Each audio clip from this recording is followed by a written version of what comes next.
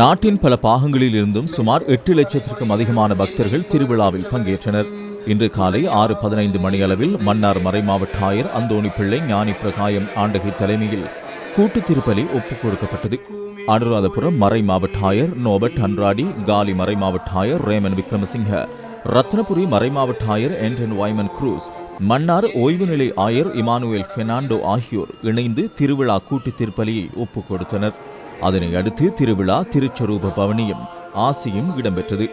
அகில இலங்கை கிறிஸ்தவ அபிவிருத்தி ஒன்றியத்தின் தலைவரும் சர்வதேச இசை கல்லூரி தூதுவருமான அருட்கலாநிதி எஸ் சாந்திரோ பெர்னாண்டோ, அருட்தந்தையர்கள், அருட்சகோதரர்கள் உள்ளிட்ட பெரும் எண்ணிக்கையிலானோர் பங்கேற்றதோடு அரச பிரதிநிதிகளும் மடு அன்னையின் ஆவணி திருவிழாவில் பங்கேற்றனர்.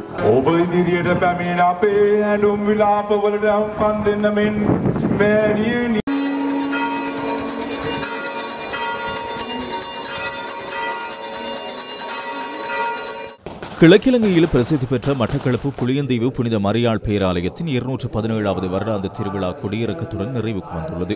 கடந்த 6ஆம் தேதி கொடியேற்றத்துடன் ஆரம்பமாகி ஆலய பங்கு தந்தை லெஸ்லி ஜெயகாந்தன் அடிகளார் தலைமையில் நவநாட்கிரியைகள் நடைபெற்றன. புனித மரி அன்னையின் திருச்சரூப பவனி, நற்கருணை ஆசீர்வாத பூஜைகள் என்பன பெரும் எண்ணிக்கையிலான பக்தர்களின் பங்கேற்புடன் இடம்பெற்றது.